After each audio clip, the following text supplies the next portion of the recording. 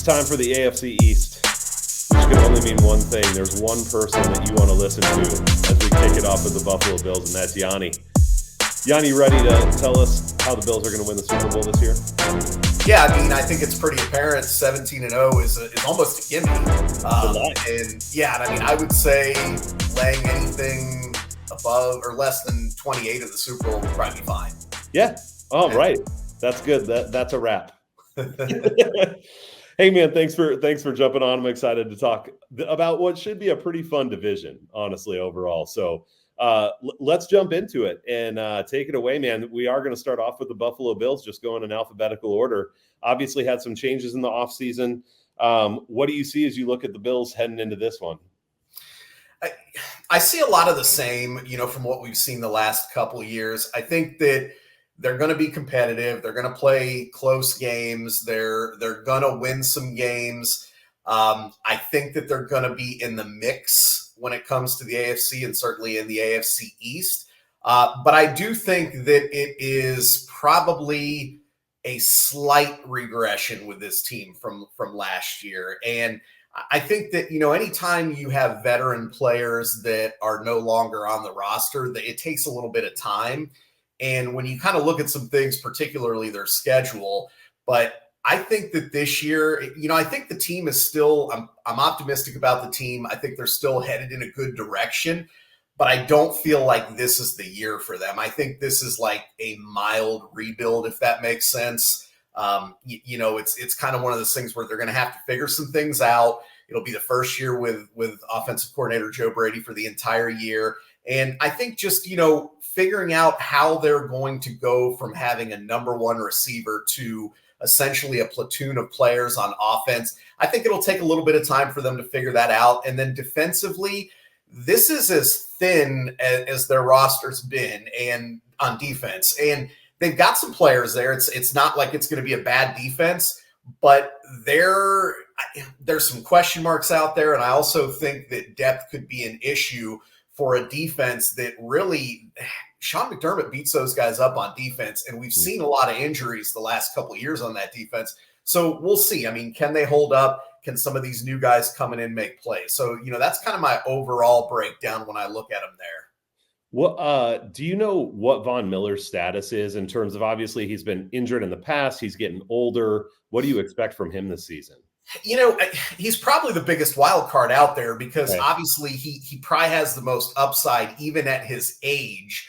But of course we saw last year he was essentially a non-issue all year. Now good reports out of camp, good reports out of offseason.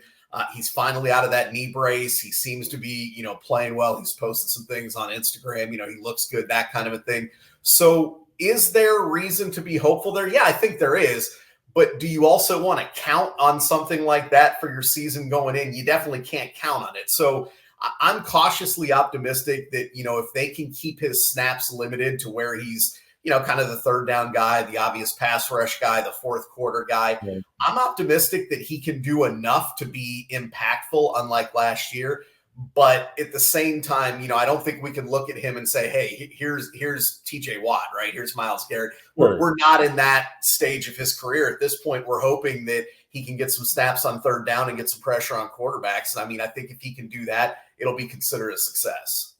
Yeah, I like this defensive line pretty well. And that was one of my questions, honestly, for you coming into this was I feel like if Von Miller can give them, I guess I was thinking of it in terms of almost, can he be 80% of Von Miller, and that would be good. But I like the way that you put it too, in terms of, can they get specific snaps out of him? Can he be impactful on a third down or a fourth down play, as opposed to being out there all the time necessarily? I think that's a good way to look at that. So yeah, I think you bring up a good point. I think the starting defensive line is good. I think that, they're capable. What they lack a little bit from previous years is a rotation there, and they love to rotate those guys on the defensive line. So you've got, some more unproven guys there. I mean, I think their starting four is fine. I think Greg Rousseau is an underrated player, but he also struggled staying healthy. AJ Epinesa made some splash plays last year. He struggled to stay healthy. So you're kind of relying on these unknown things. The interior with Daquan Jones and Ed Oliver, they're fine there. But again, do they have enough behind them there to really rotate those guys through the way they want to. We'll see. And then, of course, just digging in a little bit deeper when you get to the linebacker position, their best player outside of Josh Allen, in my opinion, on this team is Matt Milano. He had a gruesome knee injury in week 5, I believe, last year. And, you have to wonder, we saw Von Miller. Now, granted, Von Miller's a little older than Matt Milano, but you have to wonder, Von Miller, he never got back last year. By the time he, it was week 6 or 8, by the time he suited up, and then he basically couldn't do anything all year.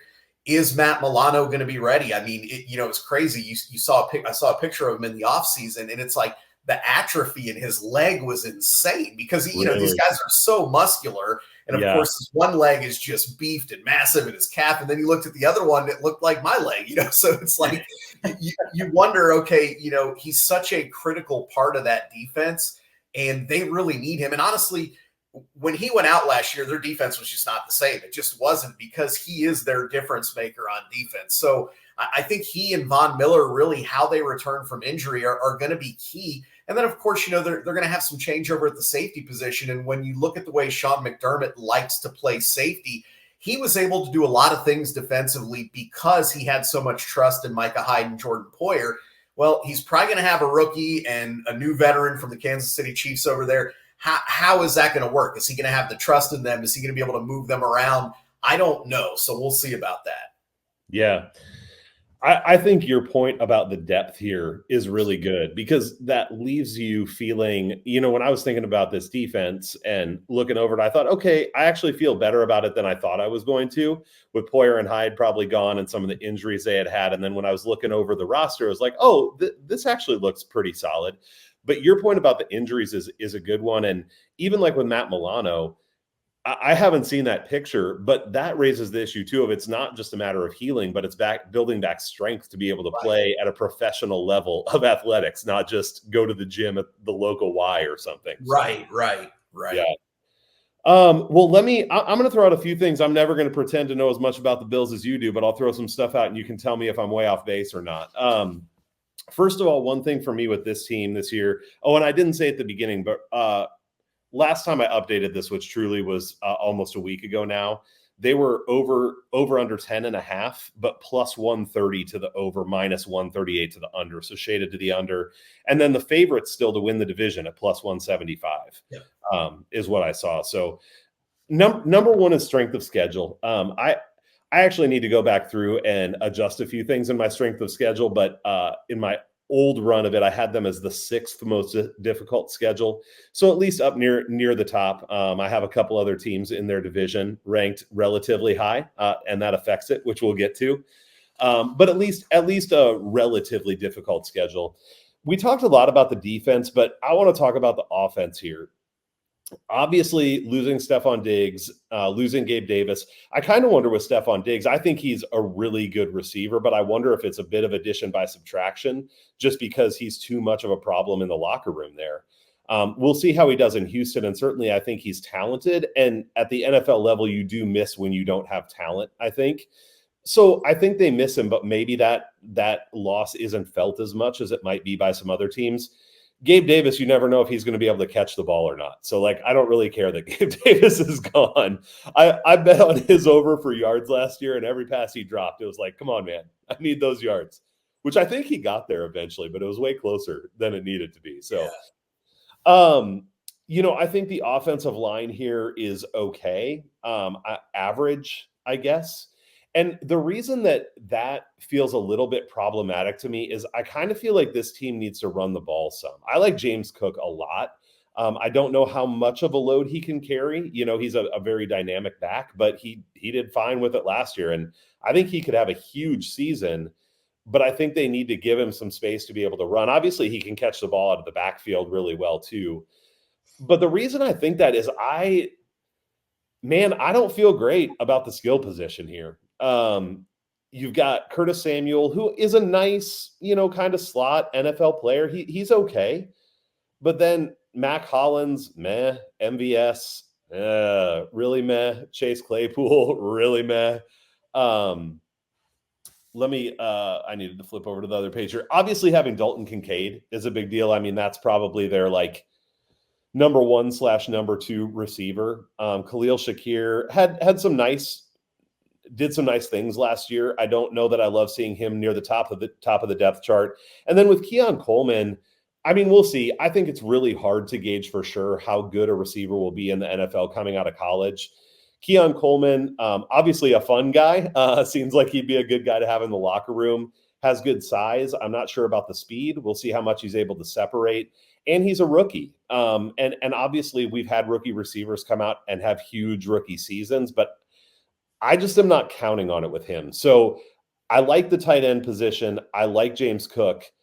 I don't like the receivers very much, if I'm honest. And so the concern that raises for me is Josh Allen is obviously a fantastic player, but I feel like he gets into trouble when he feels like he has to do too much. And he pushes the ball into places he shouldn't push the ball. He tries to make too much happen, and then he fumbles. And so I potentially see turnovers being an issue for this team if they aren't able to establish the run some. And so I really look at this offense likely taking a bit of a step back this year, mostly because of those skill positions and then being a little concerned about Josh Allen. I mean, last year he had more weapons and he had at least one interception in 14 out of 17 games. You just can't do that. So obviously, I mean, I think this is still a good team. Like I said, I think the defense is good. When you have one of the best quarterbacks in the league and a really dynamic running back, obviously you're going to be able to make some things happen. But yeah, I would lean actually toward the under here. I see this being probably a 9-win team, maybe 10. I think I have them at 9 point something in my projections. What are your thoughts on that? Maybe with the offense and where that leaves them overall? Yeah, I think you're close there, in my opinion, on a lot of that. I think they're probably a 10-win team, so I think the number's pretty true there when you look at it. I do think that they're still one of the better teams in the league. I believe that, even though I do think they may take a slight step back. The challenge is that schedule. And I mean, I've got it ranked as the third hardest. Okay. And I mean, so obviously you've got it sixth. I mean, either way, it's hard. I mean, you're playing near the top. Yep. Yeah. I mean, in addition to obviously the Dolphins and Jets in the division, you've got, the Niners, the Rams. I mean, at Seattle, which is not an easy game. You've got the Lions, you got the Ravens, you got the Chiefs. I mean, these are the top teams, right? Yeah. So, I mean, it's like even you could be you could play a good game and still lose to any of those teams on a given week, even if you're playing a good game and are a good team. So, I think the schedule probably lends itself to probably being around that 10-win mark. I would lean to the under as well on that. I think your number's probably pretty spot on. Just kind of piggybacking on what you said there, the offensive line overperformed last year. They actually played well last year, and maybe that's who they are. Maybe they're good, but Spencer Brown had been a huge liability. He improved and played really well last year. We'll see if he can do that again. Osiris Torrance was a nice rookie pickup last year. I mean, I think they're solid there. But the one other thing too, I talked about the defense this last year, and they didn't need it, which is kind of crazy, but they had a lot of depth on their offensive line last year. And this year they kind of don't. It's kind of the starting five and then a lot of blah. So are they going to be fortunate enough? I mean, that was part of the reason I think their line played so well last year, is they had consistency throughout the year. Are they going to be able to do that this year? I mean, if they lose pieces, I mean, I look at this and I'm like, okay, is Lyle Collins, does he have anything in the tank if he's got to step in and play extended, whatever, because he sure didn't look good in limited action when we saw him. So, I think that you're right. I think it's probably going to be an average line. I don't think it's going to be a liability, but I also don't think it's going to be a strength. I think it'll probably be okay. You mentioned, I think they're going to have a lot of 2 tight end sets with Dalton Kincaid and Dawson Knox, try to get their proven veteran guys out there. They've said they want to run the ball more this year. So, whether or not they'll be able to do that, we'll see. But I do think, and I think even in the second half of last year, they kind of went to where it was like, we're running the ball, because they were having some success with it. And I think they realized, like, we don't have to spread it out. And I do think, to your point, they're at a point where they got what they could get out of Stephon Diggs. And at this point for them, it is addition by subtraction. Now, whether or not they'll be better throwing the ball, we'll see. I mean, they may or they may not. But, the reality of it is that's the situation they're in. So I do think they're going to try to run the ball. I think you'll see some creative stuff with guys like Curtis Samuel. I do like Khalil Shakir, although I think you bring up a good point. when you're the number 3 option, teams aren't paying nearly as much attention to you as if you're lining up, and you're one of the primary targets. So we'll see. I think he definitely has the highest upside on that, receiving roster, but can he be kind of the guy? We'll see. And then of course you talked about Keon Coleman, and obviously the other guys, I mean, they're hoping they get a resurgence out of Chase Claypool. Everybody's, he looks so good. And yeah, we'll see. I'm not holding my breath on anything like that. So again, I think you're right. I mean, I think this will be a good offense, probably not a great offense, but they do have the most important position figured out. And, that does count for something. And, I will say, and I'm always a big defender of him, and, people can call me a homer if they want, that's fine. Josh Allen can get reckless, and we've seen him do it. There's no doubt. You can't deny that. But when you look back at his interception-worthy throws last year, there were only a handful of really bad decision, trying to do too much.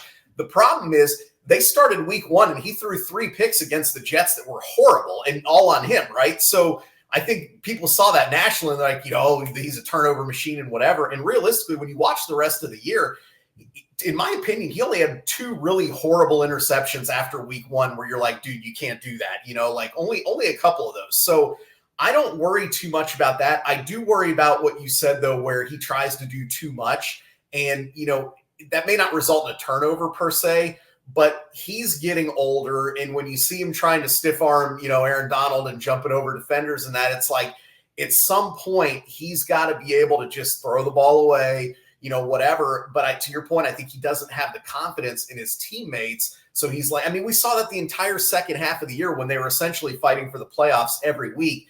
It was like in the 3rd and 4th quarter, when it's 3rd down, it didn't matter if it was 3rd and 2 or 3rd and 12. He was tucking that ball and running because he's like, I trust myself to get this. I don't trust anybody else to get it. And I don't necessarily blame him. I mean, totally. We saw drops with Davis. I mean, Stephon Diggs had a ton of drops last year. So, I think everything you said is pretty spot on. I think it sounds like we're pretty aligned here.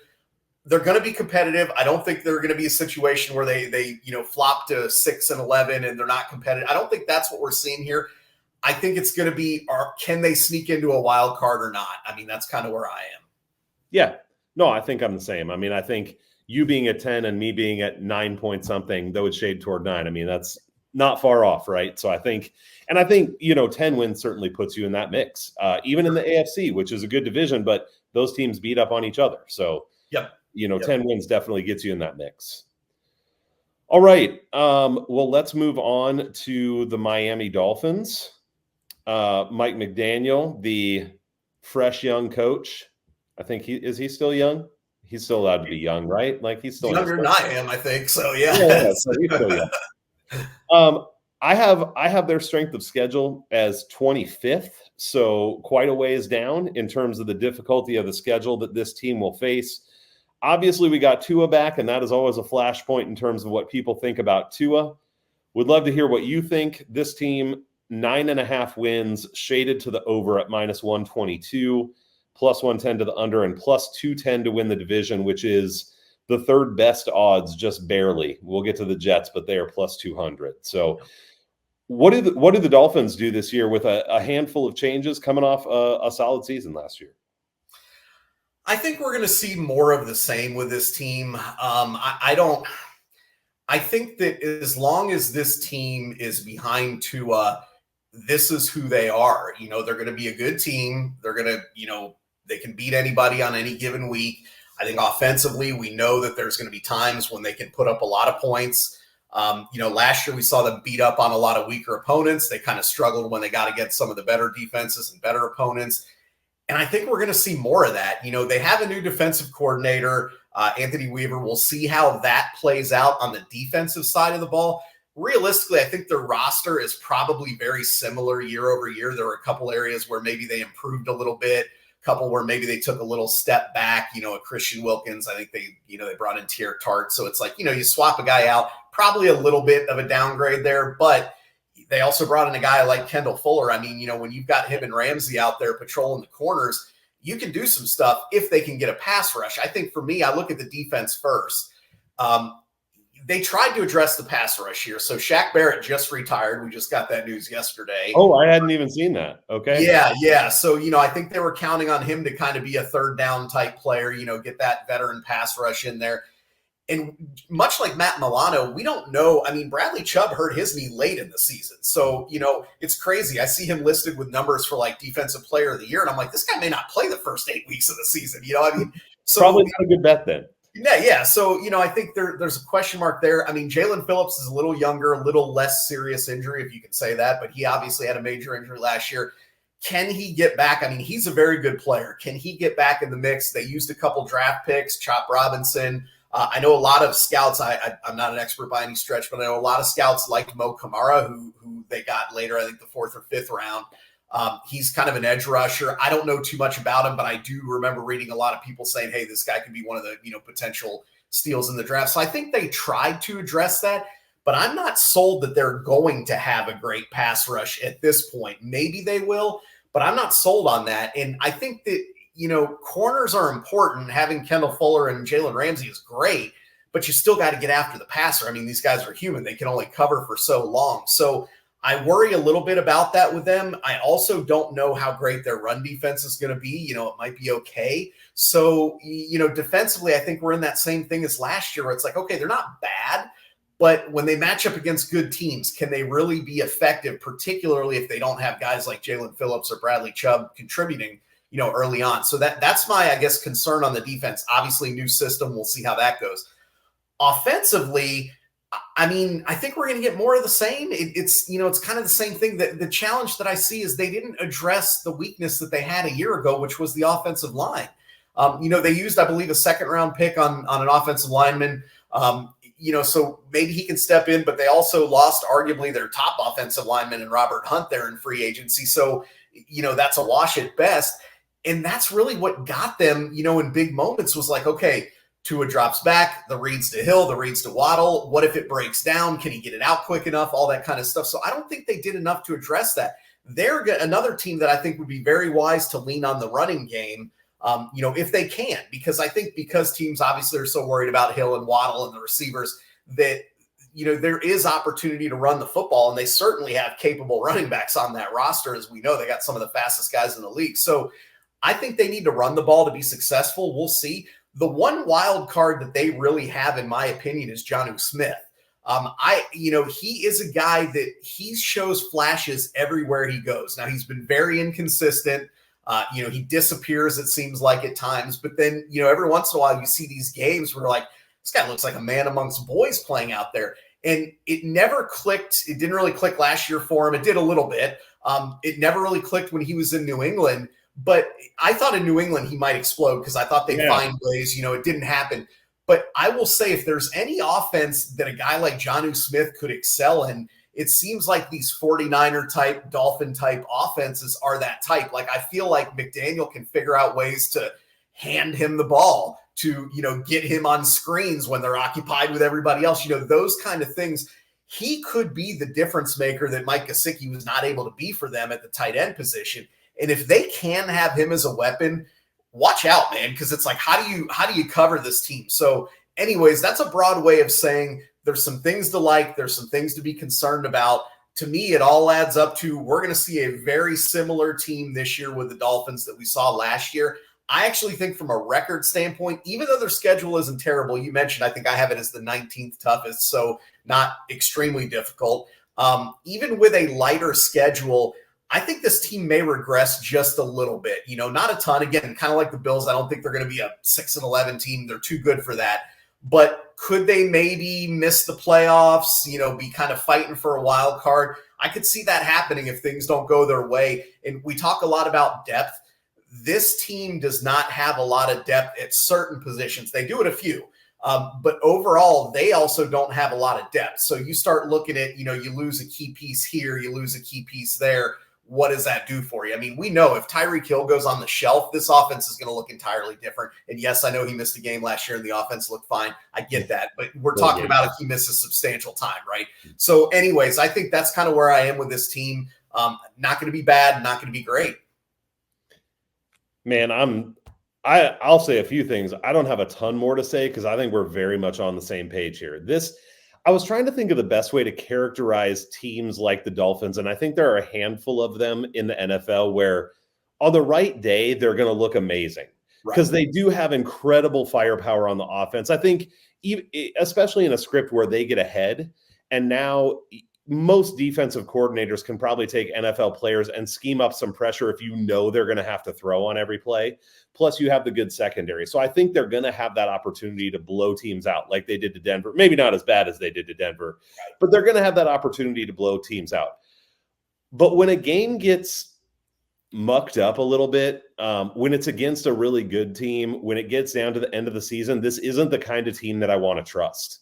It feels like a lot of flash and also just not as good as they probably look like they are on the surface. And I think you named a lot of the reasons why. I definitely think injuries are, a potential issue here. They are for they were for the Bills too, which we talked about. But like you said, Tyreek Hill gets hurt. That's a huge deal. Even Tua gets hurt. And I don't think super highly of Tua, but I think if Tua gets hurt, that's going to be trouble for them, given what they've got there. So I like their offense. I don't know that there's a lot more to say there. I like their secondary a lot. I think you named a lot of the potential problems up front for this team, though. Losing Christian Wilkins and Andrew Van Ginkel, not people you want to lose and think that you're not going to take a little bit of a step backward. So I have the Dolphins right at about 9.5 wins, actually, which is what their over-under is. So I have no value either way.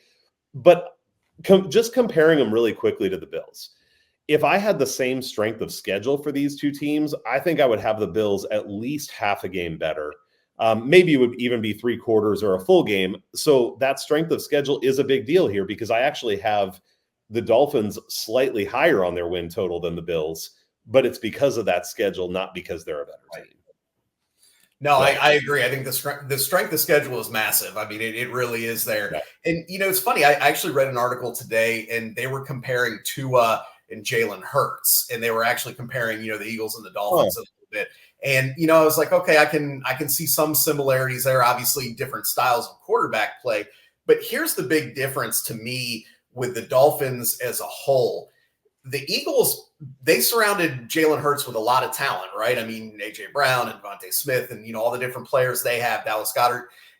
The Dolphins have done the same for Tua, but the difference is the reason why the Dolphins will not, in my opinion, contend for the Super Bowl where the Eagles may, the Eagles do it the right way. They build from the inside out. They put big bodies, and then they go after and they get the A.J. Browns and Devontae Smiths. The Dolphins build from the outside in. It's like Kendall Fuller, Jalen Ramsey, Tyreek Hill, Jalen Waddle. These guys are great players, superstars, flashy players, but they neglect the big guys. It's like they try to get through with that. And I think that, if there's one piece of advice that I would give anyone who's never watched football, I'm always like, watch the big guys. Yep. That's going to tell you who's going to win. And, I think that's where this Dolphins team, like you said, I mean, I've got them kind of at that 9-win mark roughly too. And I mean, I think it's because of that. They did not address the offensive line, and there's concerns in that front seven on defense. And maybe that's part of what it gets to too, in terms of what I was saying about teams like this that can have a really high upside, but you can't trust them in big spots, is maybe that it is those outside players and the skill players that are good and they can make big plays and that can wreck a game. But over the long haul, if you aren't built in the middle, you're not going to be able to sustain it, and you're not going to be able to be I think it's being inconsistent is a big part of it too. Yeah. Like the Dolphins don't feel like a team that's going to be consistent to me. Right. Correct. I think consistency is probably the big word. They're a lot like, and we can move on because I know we're probably belaboring the point, but they're a lot like a 3-point shooting basketball team, right? Like, yeah, that's good. Yep. If the shots are falling, they're unstoppable. And it's kind of the same thing. If they're getting the ball to Hill and Waddle and Mostert and H, they're unstoppable. But some games, those shots don't fall. The plays don't work, those kind of things. And all of a sudden it's like, there's not that big man in the middle you can dump the ball to. There's not that, it's just kind of, they remind me of like a flashy 3-point shooting basketball team. And I mean, that'll win you some games and it'll actually make you look really good some games. But, when can you win all the games that way? That's where it's going to be a problem. One more thing I'll say on this, it makes me think, I don't have it pulled up in front of me now, but if my memory serves correctly, they went under quite a bit last year because they weren't able to put up a lot of points against the better teams, which speaks to this. And I think from a betting angle, one thing that you can pay attention to with teams like the Dolphins is after they lay 70 points on the Broncos, look if they get overvalued in the market. Sure. Because they're not that good. Really, they had a big day. The entire second half of the season, they were essentially overvalued on a offensive point basis because they had gotten off to such a fast start. Yep. Definitely something to pay attention to. Because, I mean, this team's very likely to have a few of those really big games again. For sure. Right? I mean, that's going to happen. So, yeah. All right. Let's talk about the most exciting team in this division, which is the New England Patriots, sans Bill Belichick. Jared Mayo comes in to lead this motley group of football players. Although we'll talk about they have a little bit of talent in New England. I have strength of schedule as third hardest in the league. Where do you have them? Because you have them number one. Okay, yeah, right. So I think they've got the toughest schedule in the league. It's essentially similar to the Bills' schedule, except the difference is they got to play the Bills twice. The Bills get to play the Bengals twice. So, that's essentially where we're at with that. Yeah, I think regardless of whether you have them first or third, the bottom line is when you look at their schedule, they may not be favored. I haven't looked. I should have taken the time to see their look-ahead lines, but it's very possible they're not favored, right? I mean, when you look at their schedule across the board there. Well, I wrote down here I don't have them favored in a single game this year, and I'm not Vegas, so who knows? Maybe I'll be wrong on a game or two, but it would probably only be a game or two, right? They're not going to be favored in 8 games or something, right? So, this team 4-13 last year. Obviously, they get Drake May. He's, they hope the future, but they have Jacoby Brissett there for now to maybe be a veteran presence. Is this a team that you think can even we're not talking about a team that we even really need to discuss whether they have playoff hopes or to do anything in the playoffs, but can they be competitive on a week in, week out basis? Where does that leave them? And I'll throw out real quick, they're over under 4.5, but juice to the over -150. And then plus 2,800 to win the division. So it's a lot of plus money, Yanni. They're not winning the division. I can promise you that. I will go on record 100 times saying that.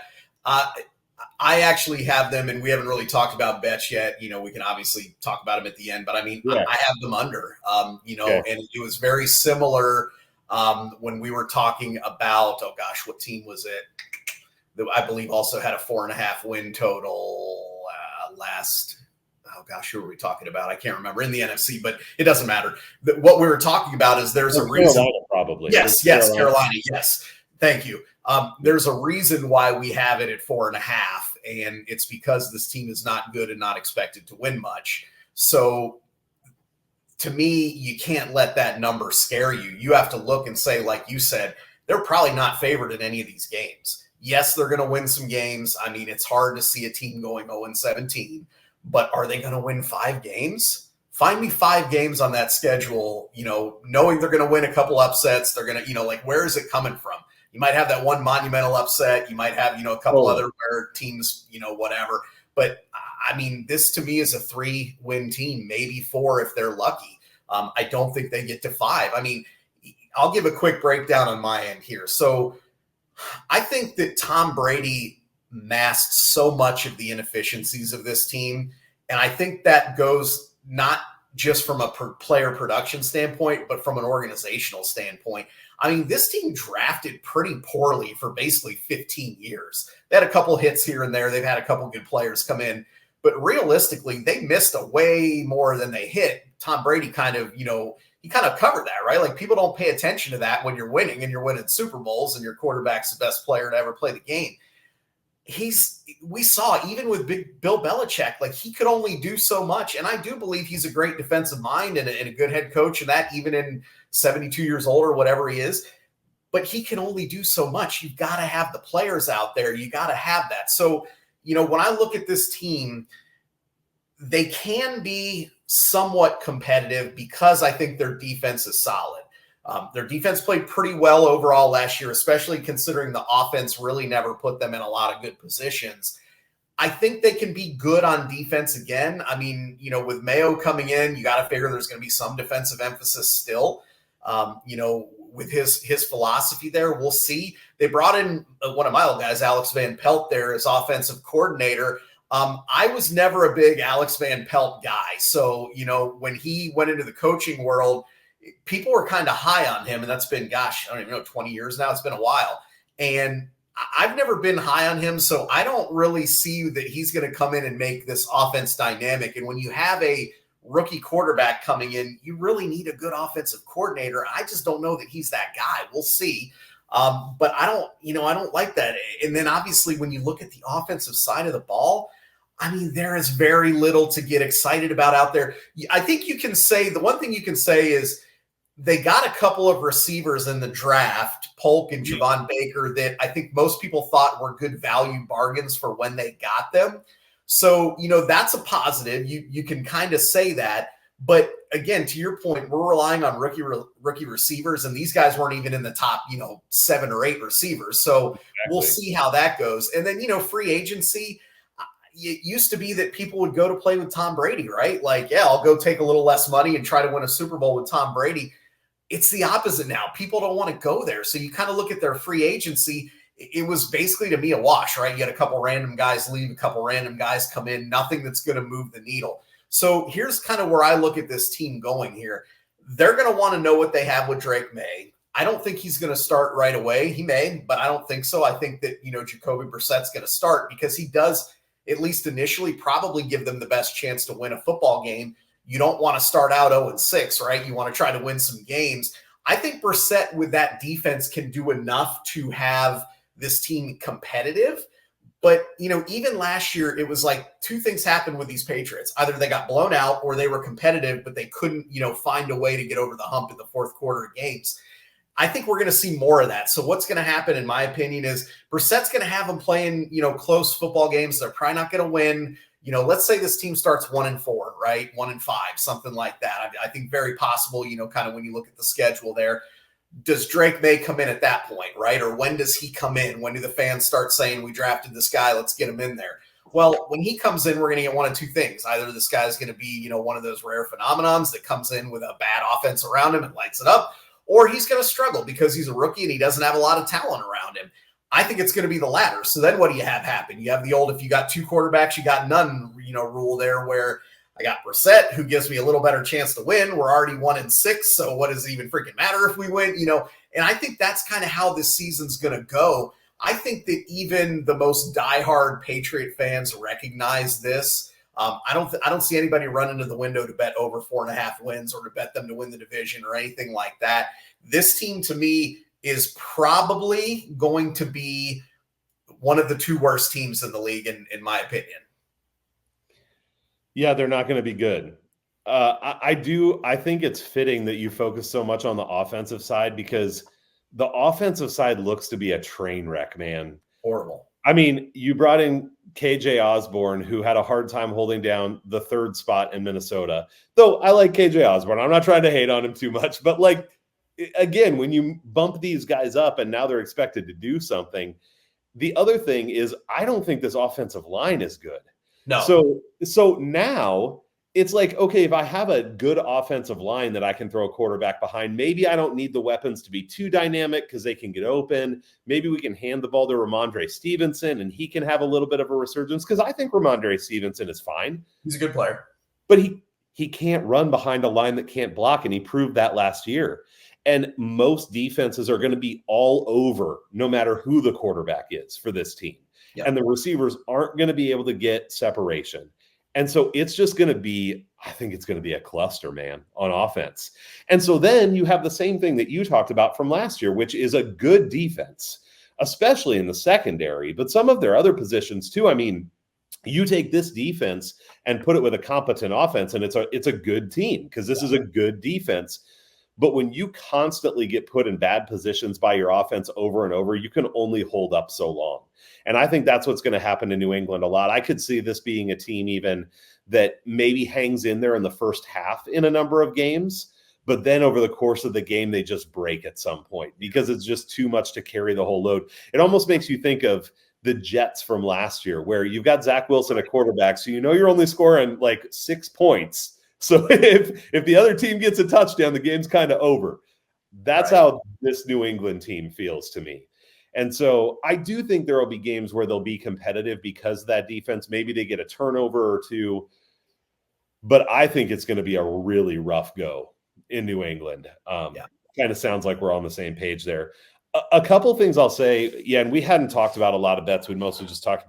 I should have asked if you had any before we moved on from these other teams, but a couple that I think are interesting here. I don't like to lay juice a lot. Once things get past about minus 180 or minus 200, I don't really like to bet them. But New England to come in fourth in this division is minus 305. That's let me pull up my other. I've been doing some simulations, season simulations, and that's an implied probability of 75.3%. And even in the simulations, I have it at 80.6%, which still seems kind of low to me. Like, for this team to not come in fourth would take something catastrophic for one of the other three teams, I think. So, man, I haven't bet it yet, but I honestly keep getting drawn back to, like, can I lay minus 305? I don't hate it, man. I don't hate it at all. And, not to get off track here, but I saw, there's a pretty legendary gambler on Twitter, and I saw he laid 11 golfers this past week to not win the Open. And he won, but I think he laid $3 million to win 35,000, which seems crazy, but he's $35,000 richer than we are right now. Yeah. So, I think maybe it was almost like, maybe we need to start looking at some of these bets a little closer on that. And I mean, I think to your point, and we haven't gotten to the Jets yet, but if we've got the Bills around 10 wins and we've got the Dolphins around 9 wins, and, I have the Patriots at 3. That's a long margin of error there. I mean, that's a 6-game margin of error. Potentially. Right. So it's not like it's 2 games or even 3 games. I mean, so I don't hate it, man. I don't hate it. And I have them at 4, but even still, right? Like, that's, I mean, especially when, people will debate this, but one win in the NFL is worth somewhere around 75 points on a line. Like 75 to 80 points is what I've heard. Yep. So if you're talking a 4-game spread, that is like over 300 points, so there you go. The other thing, and I hadn't looked up the line here, so I'd have to check that because the number may be terrible, but worth looking into, I think, is New England to be the last team to win. I know you talked about them going 1-4, 1-5, and they definitely could, but just to run through the beginning of this schedule quick, at Cincinnati, hard to see them winning that. Seattle at home, that's a game that I think is, in the realm of possibility for them to win. Right, but probably not even favored. At the Jets, at San Francisco, Miami at home, Houston at home, at Jacksonville. The Jets again, I mean, we're to week 9 before they go to Tennessee, which is like maybe a little easier. It's like either they have to beat Seattle at home or pull off a massive upset to get a win, right? Right. So I think, like, seeing what that line is compared to just maybe that game against Seattle would be interesting, because just real quick, for comparison's sake, talking about Carolina, which we expect to be one of the other teams near the bottom, but they go to New Orleans, right? And not killer. Then they have the Chargers at home, going across country. Then they go to the Raiders. They get Chicago and Atlanta. Like, their games are way more winnable than the Patriots games. They definitely I would agree with you on that. I don't hate that either, man. I mean, I think that's a great look because, again, I feel like Seattle's the one stubbing point there. If New England doesn't get by them, where's the win coming? I mean, it would literally be probably a 7-point plus upset with those other games that you mentioned. So, yeah, which definitely happens, but that's what you have to play, right? Is these probabilities. So, right. That's why you play it, right? Yep. Anything else on the Patriots, or retrospectively, since I didn't ask, anything on the Bills or the Dolphins either before we move on? I did have a couple of props just to look at really quickly. I think, it's a very low number, kind of like the win total for the Patriots, but I think Drake May's under passing yards, you could definitely be in play. Because I think he's probably going to play half the season. I think, he'll probably get some starts in the second half, and, maybe he'll come out, play well, and get more. But I would be willing to bet against that. It's at basically 2,400-ish, give or take what book you're looking at there. I think if he plays half the season, he's not hitting that. I mean, you kind of mentioned they don't have a lot of weapons at the receiver position. They're going to try to run the ball and play defense. So I don't hate that bet. I mean, it's almost doubling down on an under 4.5 win total, when you kind of look at it that way, but gives you a little bit of variety there. I just don't see him playing more than 8 or 9 games this year, kind of half the schedule with Jacoby Brissett on that roster. And if he only plays half the games, he's not getting there. So, I think that's an under that you can look at. And then, we kind of talked about him a little bit just on the Bills there. I won't bet this. It's a little too much of a lottery ticket for me, but I think if you want, we always try to use the word value. You can look at James Cook to lead the league in rushing. I've seen it as high as plus 5,000.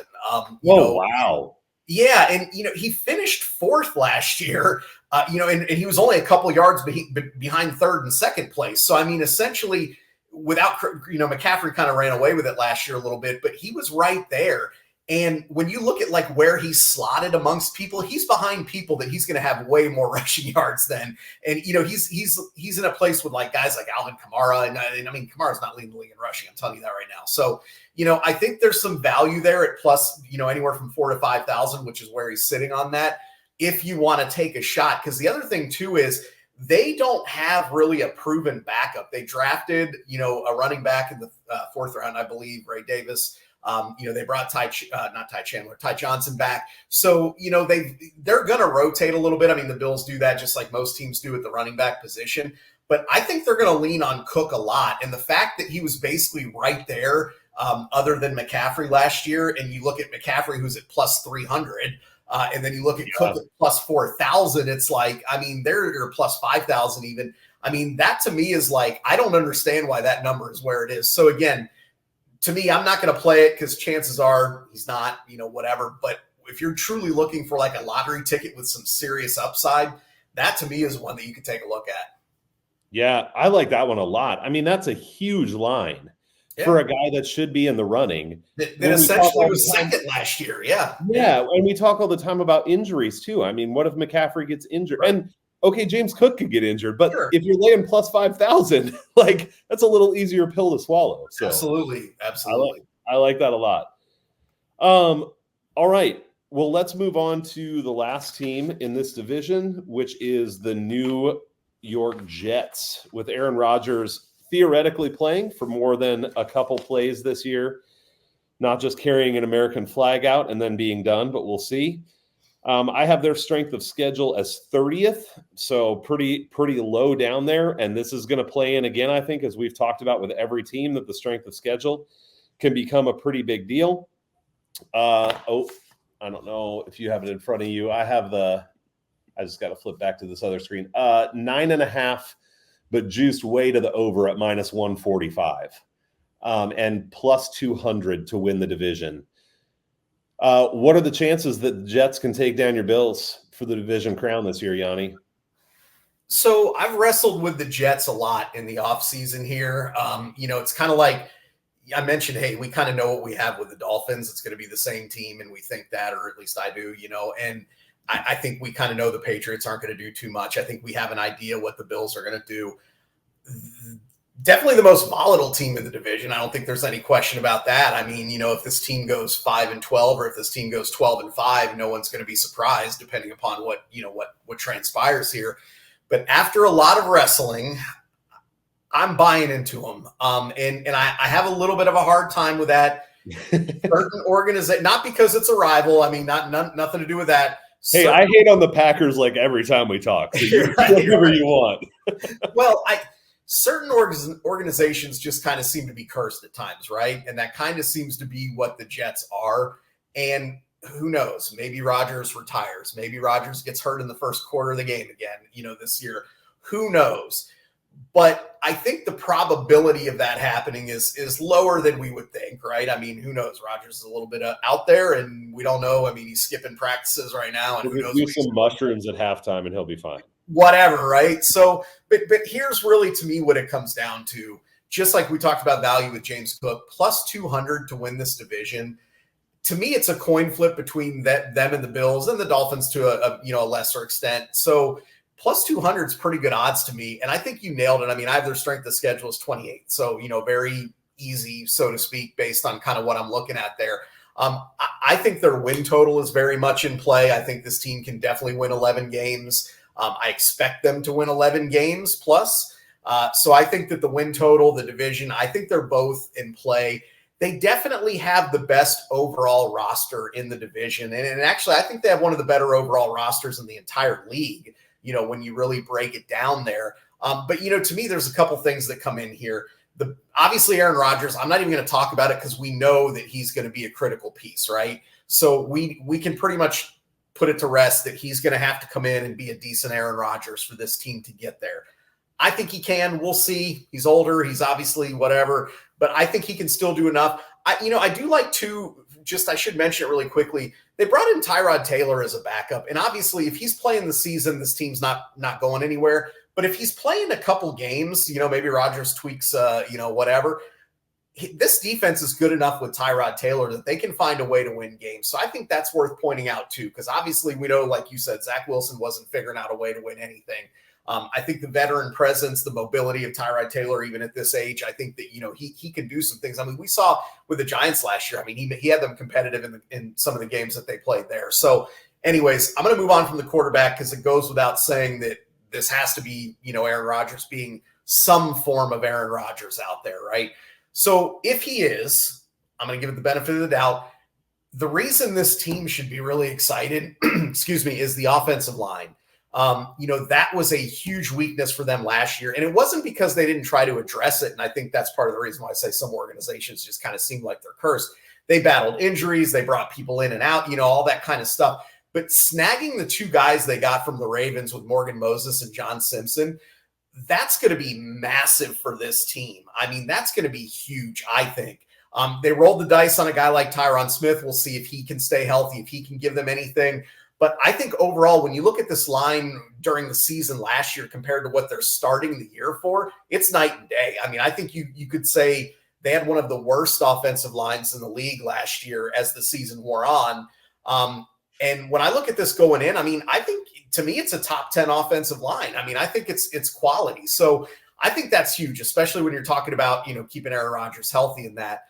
They brought in a guy, Mike Williams, he's coming off of injury, but I think you look at a legitimate number 2 guy, if he can go out there and be healthy with Garrett Wilson. I think Garrett Wilson is poised for a massive season. I think he would have had a huge season last year had Aaron Rodgers not got hurt. Obviously, that kind of slowed down their offense as a whole. But if Mike Williams can come in and kind of be opposite of him, I think they got something there too. When you kind of look at that, I think they're going to run the ball better behind that offensive line. I think Breece Hall is a very good running back. I think that, he was hampered by a bad offensive line last year. You kind of mentioned it.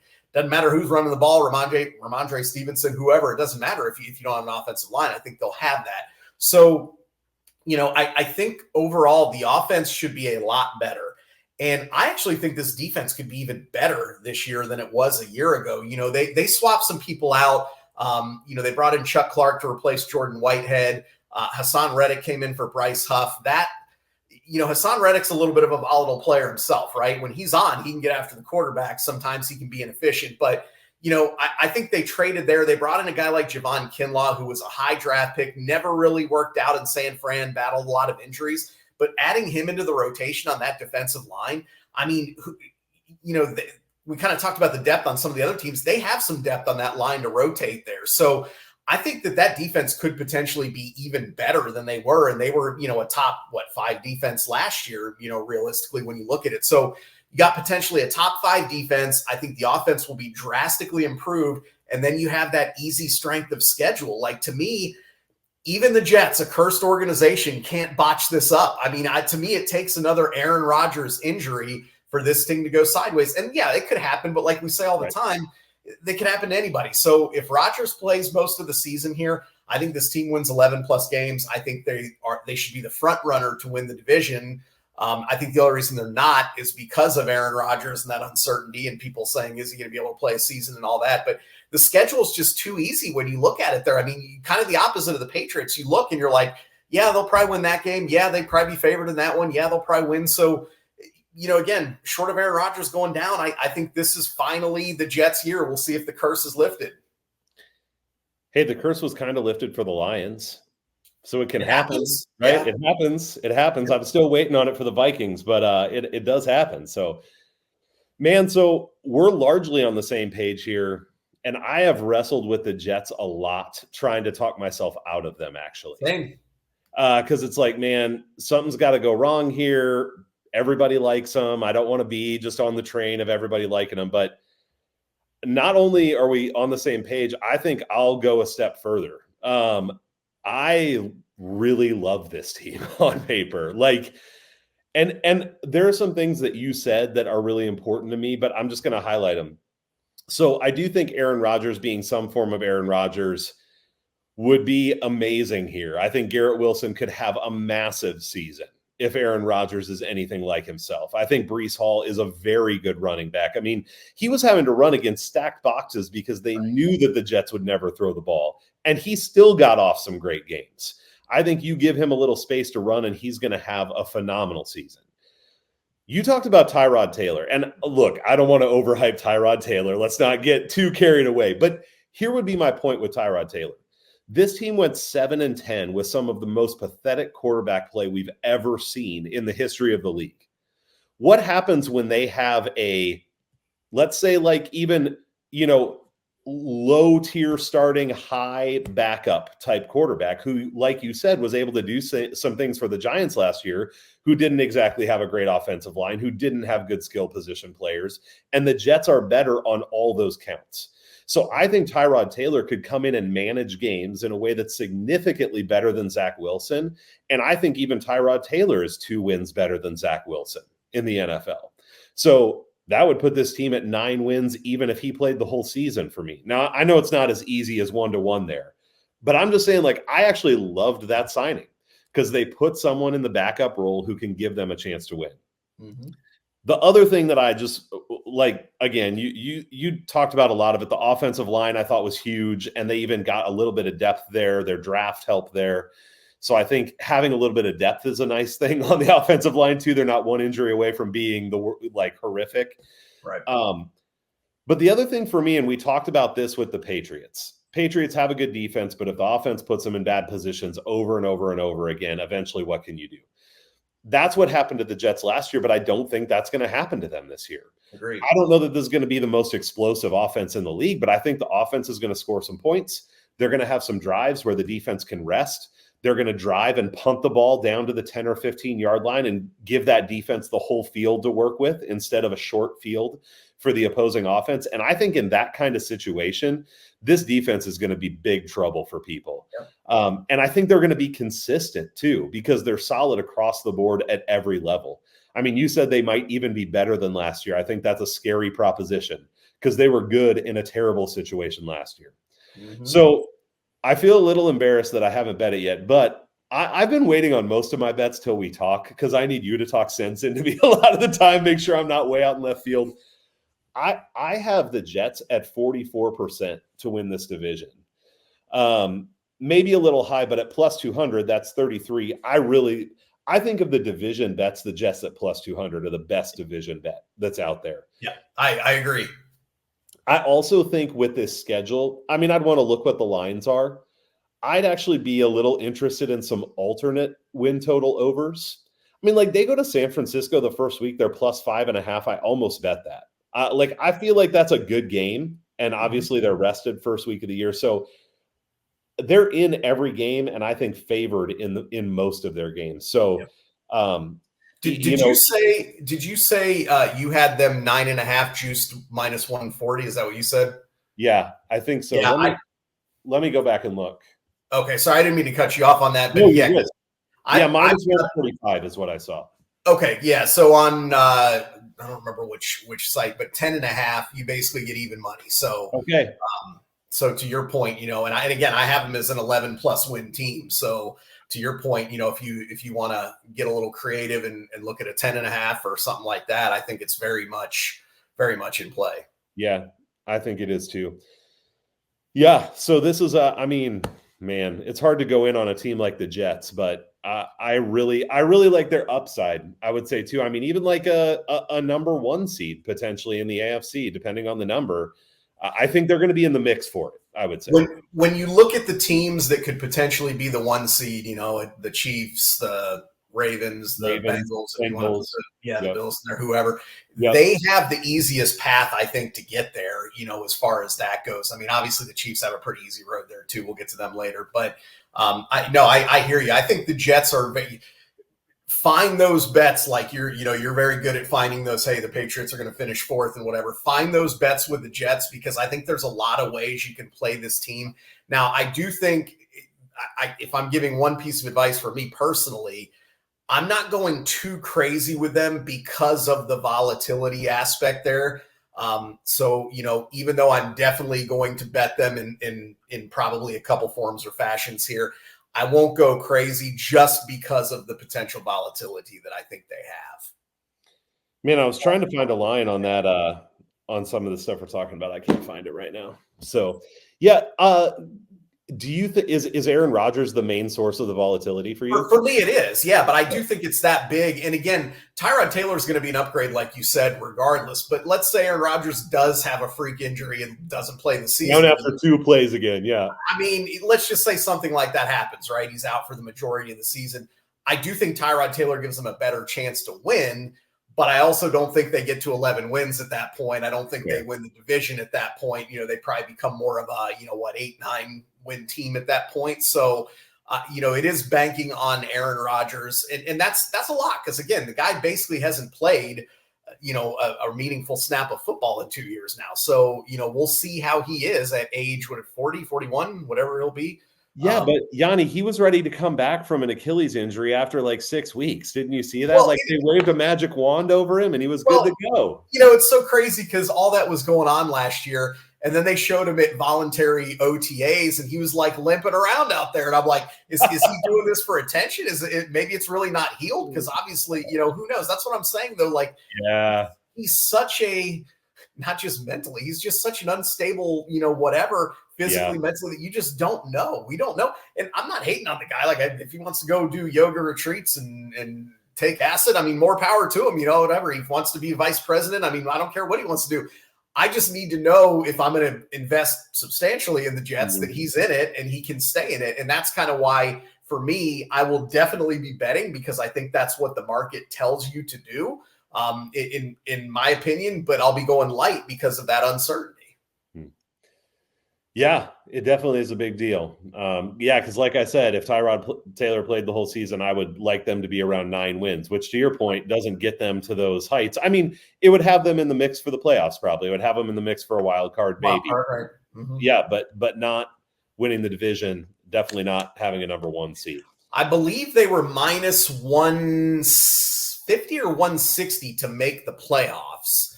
Okay. Which again, juiced a little bit, but that's kind of saying maybe if Rodgers goes down, Tyrod Taylor can still get him to 9 or 10 wins and, get him a wild card.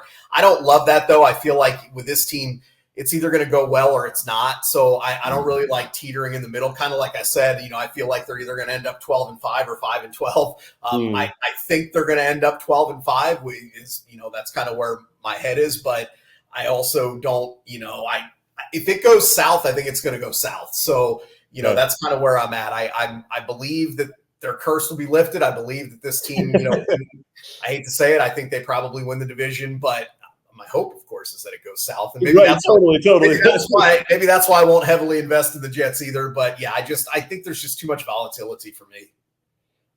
For me, I'll probably look up that make the playoffs bet, because here was my thought when you said that. And I think I don't see their downside quite as big as you do. But for me, if you're telling me make the playoffs is 150 and over 9.5 is minus 145, is there a chance they could win 9 games and make the playoffs? It's not likely.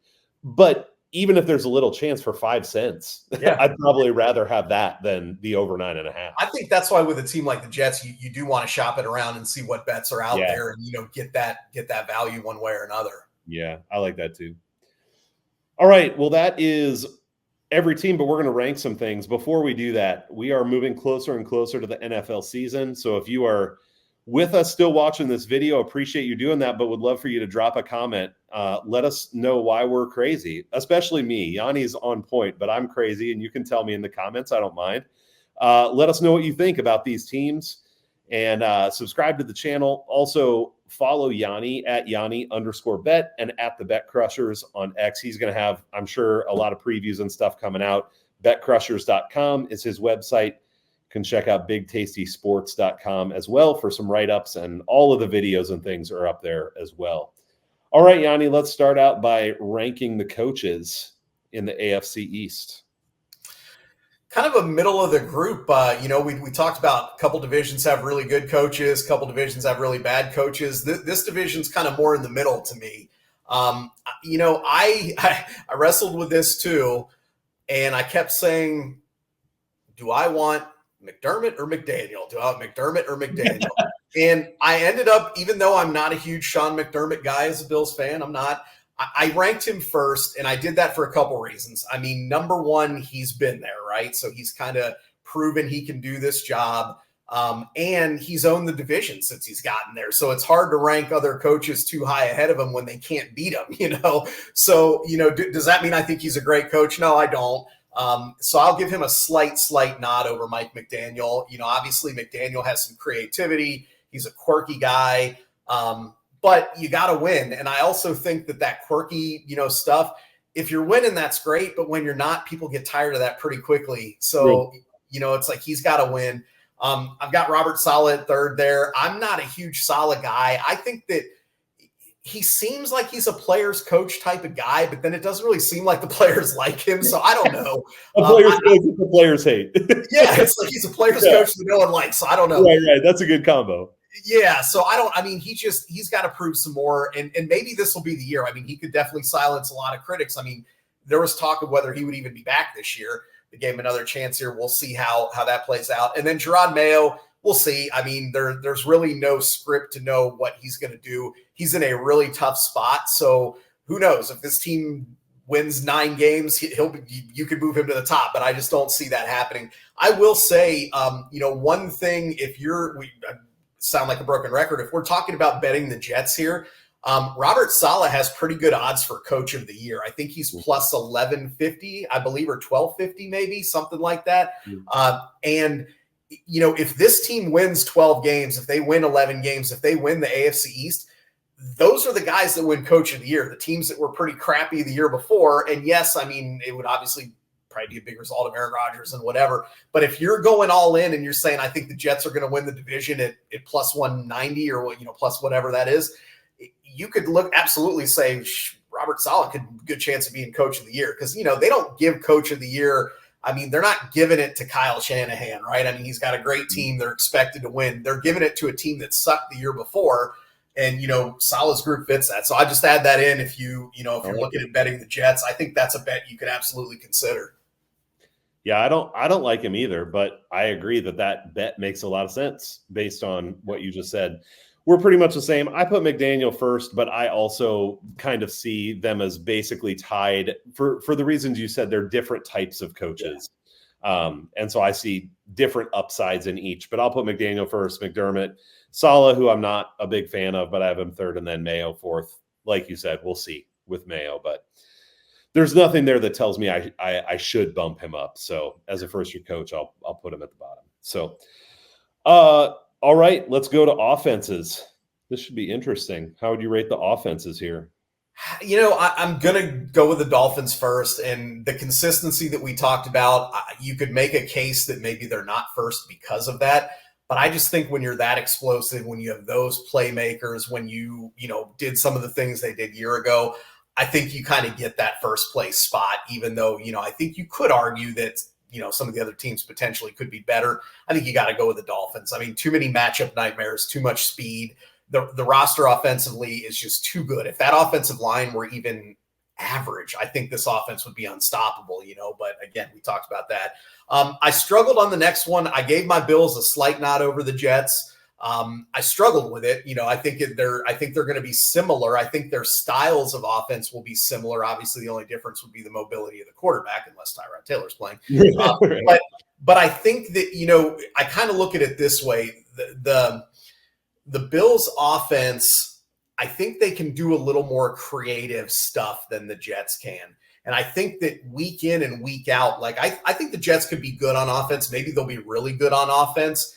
But I also kind of look and I'm like, yeah, they got pieces. The offensive line's better, but I need to see more. Now, could they leapfrog the Bills and even the Jets or even the Dolphins? I mean, yeah, it's not impossible. For right now, I'm going to leave them at third because we need to see if Rodgers is healthy. We need to see if Mike Williams can get in there and help that offense in the receiving game. So we'll see. And then, of course, pretty obviously, I don't think anybody's going to have the Pats anywhere but last on this. I mean, that offense is not good. So I mean, someone will so that they can have a hot take that people can respond to. But other than that, no one will. So, yeah, the only thing that made me debate here was the offensive line. Because I think in terms of skill positions, I would go Miami, Buffalo, Jets, New England, because of Josh Allen, especially. I mean, skill position quarterback. But offensive line, I like the Jets line the best. And so that was what made me wrestle with it. I'm going to go Miami, Buffalo, Jets, but I have them all pretty close to each other. Pretty close. I agree. Yeah, and then the Patriots way down. Far down. All right, maybe a little more fun. Let's talk about the defenses. How would you rate those? Yeah, I mean, I kind of mentioned I think the Jets might be even better defensively. I think they could be a top 3 unit in the league. Depending on how things go, they could be a top 1 or 2 defense in the league. Even I think they have enough that they could. I think they're definitely the best D in the division. I would go Pats second. I think again, good defense. Last year they kind of hung in a lot of games. I think that, like you said, they got a good secondary. You got guys like Uche and Judon, and they've got some good players on that defense. I give them a slight nod above. I've got my Bills third. And I would have the Bills above if I knew that Matt Milano was healthy. If I knew that Von Miller could give them something in a pass rush, I would bump them up. But until I see that, I've got to go with the Pats because I think I know what I'm getting with the Pats. Although I don't think I think it's close, between the two. And then not too far behind, but I have the Dolphins slightly behind and last. And I don't think the defense is horrible. It's not like it's not like the Pats offense where you're like, man, this group's way down there. I just think, again, that front 7 worries me a little bit. If kind of same thing, if Jalen Phillips and Bradley Chubb were healthy, maybe I'd bump them up a little higher. But that uncertainty with the rest of that front 7, that could not be good, even with the, potentially having 2 really good corners and a good secondary there. So that's kind of where I'm at. Jets, Pats, Bills, Dolphins. Man, I want to try to fight with you. I think the only thing we might disagree on is the space between some of the teams. I have Jets, Patriots. I would have a little bit of space between the Patriots and the Bills. Okay. Though I think the Bills, there's more volatility to me, which you named with those players coming back and what are they able to give you and that kind of stuff. And I have Miami 4th by a bit. And it goes back to what you talked about when we broke it down, which is I like their secondary, but I don't like the middle of the defense as much. Right. And so I can't pick them anything but 4th because of that. But to your point, none of these defenses should be horrific. So we're not dealing with worse defenses in the league here. No. All right. How are these teams going to finish, Yanni, when it all comes down to it? I'm unfortunately I've got the Jets winning. Again, I hope I'm wrong. I've got the Jets winning. I've got my Bills second, Dolphins third, Pats 4th. All right, and I have the Jets winning. I actually have Miami second, which goes a lot to the strength of schedule. It's Fair. By a little less than half a game, but that's where I've got it. And then Buffalo third and New England in DF last, as we say. So Fair. Fun division, man. It'll be fun to see how this plays out as we get into the season, and lots of good betting opportunities and see how the injuries shake out and everything like that. This should be a fun division. I hope that somebody can come back and say, "You idiot! You picked the Jets, and look, they finished with 5 wins." I hope that happens. So let's keep our fingers crossed for that. Like, how did you not pick the Bills to win 14 games, Yanni? I mean, it was obvious. Well, if anybody thinks I'm a homer and unbiased, I think I probably proved otherwise here. That's right. You didn't. And I will say, I try not to toot my horn, but out of the 8 divisions last year, the AFC East was definitely the division I had pegged, most closely. So. Okay. Whatever it's worth. Run with it. Maybe bet that straight Jets, Bills, Dolphins, Patriots. We'll see. Something to look at as well. All right, Yanni. Fun as always. Enjoy the rest of your week, and we'll be back with the AFC something. AFC West, I think, is next. Sounds like a plan, man. Looking forward to it.